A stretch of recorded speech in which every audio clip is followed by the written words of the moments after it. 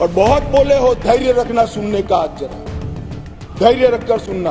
और मेरा निवेदन है, जितने बैठे हैं, कम ही बैठे हैं, चले न जाए। पौने दाम में करोड़ों रुपए की संपत्ति एक प्रकार से छीन ली गई और प्रशासन चुपचाप बैठा, चुपचाप बैठा। और अब क्या हुआ वो भी बताया। कुछ नेता होते हैं जिनको हाथ में कुछ लिखकर पकड़ा लो तो 6 महीने नया कागज ना आए तब वही बोलते हैं, वही बोलते हैं backward classes, backward classes, backward classes, backward classes. आपको नहीं कह रहा हूं दादा, बैठ जाइए। आप कहां कश्मीरी हो?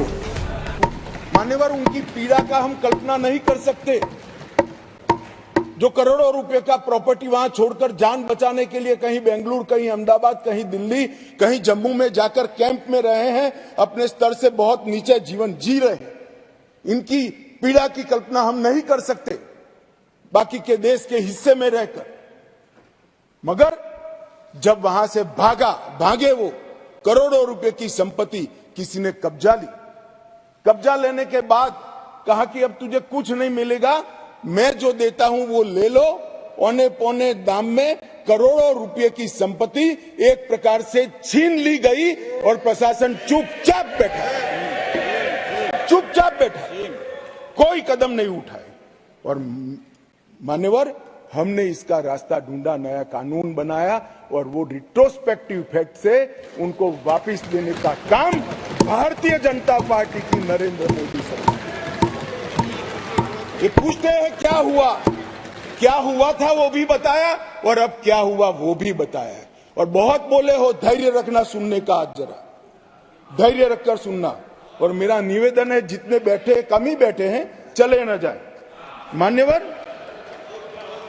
अधिवास प्रमाण पत्र लगभग 1.6 लाख लोगों को अधिवास प्रमाण पत्र देने का काम ये भारतीय जनता पार्टी की सरकार ने। नरेंद्र मोदी जी के प्रधानमंत्री बनने के बाद प्रति व्यक्ति 3250 रुपया और अधिकतम सीमा परिवार में 13,000 रुपया कैश डॉल दिया जाता है इन लोगों को। प्रति व्यक्ति 9 किलो चावल, 2 किलो आटा और 1 किलो मासिक चीनी देने का काम हमारी सरकार करती है माननीय। और पाक ऑक्युपाई कश्मीर से जो लोग आए थे उनको एक मुश्त 5.5 लाख रुपया एक साथ देने का काम ये नरेंद्र मोदी।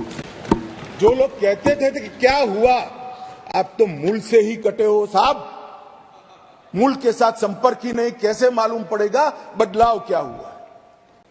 इंग्लैंड में वैकेशन कर कर जम्मू कश्मीर के बदलाव का अनुभव नहीं कर सकते हो मान्यवर। हमने दादा बैठो, दादा बैठो। आपको नहीं कह रहा हूं दादा, बैठ जाइए। आप कहां कश्मीरी हो? यहां कांग्रेस के ढेर सारे मित्र backward class, backward class, backward class करते हैं। कुछ नेता होते हैं जिनको हाथ में कुछ लिखकर पकड़ा लो तो 6 महीने नया कागज ना आए तब वही बोलते रहे, वही बोलते रहे backward classes, backward classes, backward classes, backward classes. भाई पहले आपका इतिहास तो देखो मान्यवर।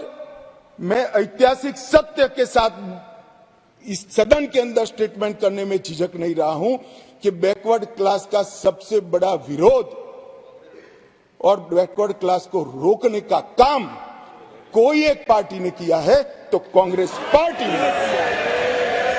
मान्यवर, आज मैं पूछना चाहता हूं सदन की, पवित्र सदन के अंदर खड़े रहकर, पिछड़ा वर्ग आयोग को 70 साल से संवैधानिक मान्यता नहीं दी जाती थी।